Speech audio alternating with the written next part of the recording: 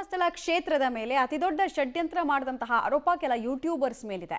ಯೂಟ್ಯೂಬರ್ಸ್ಗೆ SIT ಬುಲಾವ್ ಕೊಟ್ಟಿದೆ ಅನ್ನುವಂತಹ ವಿಚಾರಕ್ಕೆ ಸಂಬಂಧಪಟ್ಟಂತಹ ಡೀಟೇಲ್ಸ್ ಅನ್ನು ನಾವು ಕೊಟ್ವಿ. ಈಗ ವಿಚಾರಣೆಗೆ ಒಬ್ಬೊಬ್ಬರಾಗೆ ಹಾಜರಾಗೋದಕ್ಕೆ ಶುರುವಾಗಿದ್ದಾರೆ.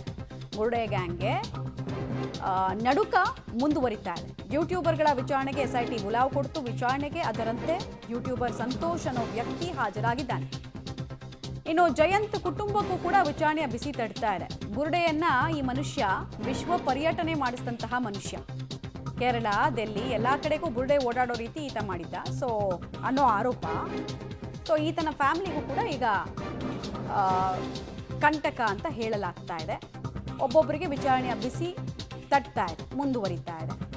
ಎಸ್ಐಟಿ ಇಲ್ಲಿ ತನಕ ಏನೇನು ಎಸ್ಟಾಬ್ಲಿಷ್ ಮಾಡಿದೆ ಅನ್ನೋದನ್ನ ಎಲ್ಲೂ ಬಹಿರಂಗವಾಗಿ ಹೇಳಿಲ್ಲ. ಆದರೆ ಕೋರ್ಟ್ ಮುಂದೆ ಕೊಟ್ಟಂತಹ ಹೇಳಿಕೆಗಳಿದೆಯಲ್ಲ, ಅವೇ ಸಾಕು ಎಷ್ಟು ದೊಡ್ಡ ಷಡ್ಯಂತ್ರ ಆಗಿತ್ತು ಅನ್ನೋದನ್ನ.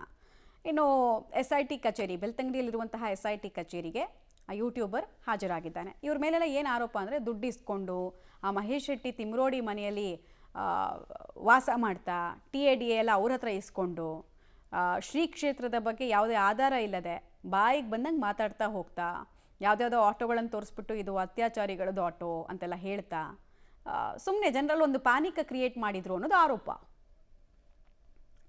ಡೀಟೇಲ್ಸ್ ಕೊಡ್ತಾರೆ ಸುಕ್ಪಾಲ್. ವಿಚಾರಣೆಗೆ ಎಲ್ರಿಗೂ ಕೂಡ ಸೇಮ್ ಸಮಯವನ್ನು ನಿಗದಿ ಮಾಡಲಾಗಿತ್ತಾ ಅಥವಾ ಒಬ್ಬರೊಬ್ಬರಿಗೆ ಇಂಥ ಟೈಮ್ನಲ್ಲಿ ನೀವು ಬನ್ನಿ ಅಂತ ಆರ್ಡ್ರಲ್ಲಿ ಕರೆದಿರೋದಾ? ಇದು ಏನೇನು ಮಾಹಿತಿ ಇದೆ? ಮಮತಾ, ಈಗ 5 ಮಂದಿಗೂ ನೋಟಿಸ್ ಅನ್ನ ಕೊಟ್ಟಿದ್ದಾರೆ. ಇವತ್ತು ನಾಳೆ ನಾಡಿದ್ದು ಬನ್ನಿ ಅನ್ನುವಂಥದ್ದು. ಹಾಗಾಗಿ ಇವತ್ತು ಯೂಟ್ಯೂಬರ್ ಸಂಚಾರಿ ಸ್ಟುಡಿಯೋದ ಯೂಟ್ಯೂಬರ್ ಸಂತೋಷ್ ವಿಚಾರಣೆಗೆ ಹಾಜರಾಗಿರುವಂಥದ್ದು. ಒಟ್ಟು 5 ಮಂದಿಗೆ ನೋಟಿಸ್ ಅನ್ನ ಕೊಟ್ಟಿರುವಂಥದ್ದು. MD ಸಮೀರ್, ಅದರ ಜೊತೆಗೆ ಯುನೈಟೆಡ್ ಮೀಡಿಯಾದ ಅಭಿಷೇಕ್ ಸೇರಿದಂತೆ ಒಟ್ಟು 5 ಜನರಿಗೆ ನೋಟಿಸ್ ಅನ್ನ ಕೊಟ್ಟಿರುವಂಥದ್ದು. ಅವರು ವಿಚಾರಣೆಗೆ ಇವತ್ತು ಹಾಜರಾಗಬೇಕು ಒಬ್ಬೊಬ್ಬರೇ. ಇವತ್ತು ಆರಂಭದಲ್ಲಿ ಈಗ ಸಂಚಾರಿ ಸ್ಟುಡಿಯೋದ ಸಂತೋಷ್ ವಿಚಾರಣೆಗೆ ಆಗಮಿಸಿರುವಂತದ್ದು.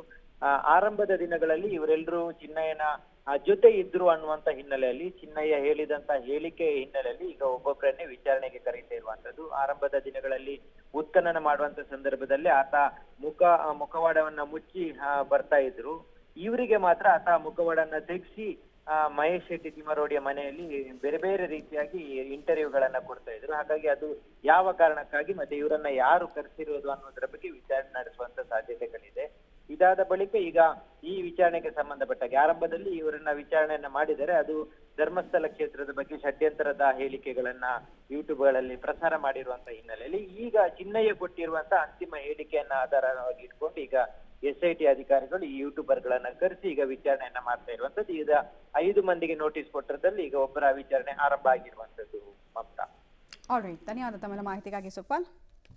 ಒಬ್ಬ ವ್ಯಕ್ತಿ ವಿಚಾರಣೆಗೆ ಬಂದಿದ್ದಾನೆ. ಈತ ಇನ್ನು ಏನೇನು ಹೇಳ್ತಾನೆ ಅನ್ನೋದು ನೋಡಬೇಕು. ಎಲ್ರಿಗೂ ಇರೋ ಪ್ರಶ್ನೆ, ಇವರೆಲ್ಲ ಯಾವ ಆಧಾರದ ಮೇಲೆ ಕೆಲವರು ಹೆಸರು ತಗೊಂಡ್ರು? ಕೆಲವು ವ್ಯಕ್ತಿಗಳ ಬಗ್ಗೆ, ಆಟೋ ಚಾಲಕರುಗಳ ಬಗ್ಗೆ ಎಲ್ಲ ಬಾಯಿಗೆ ಬಂದಂಗೆ ಮಾತಾಡಿದ್ರಲ್ಲ, ಅದಕ್ಕೆಲ್ಲ ಏನು ಪ್ರೂಫ್ ಕೊಡ್ತಾರೆ ಇವರು? ಮತ್ತು ಅತ್ಯಾಚಾರ ಆಗಿದೆ, ಇಲ್ಲಿ ಸಾವಾಗಿದೆ ಅಂತೆಲ್ಲ ಹೇಳಿದ್ರಲ್ಲ, ಪ್ರೂಫ್ ಏನು ಕೊಡ್ತಾರೆ ಅನ್ನೋದು ನೋಡಬೇಕು.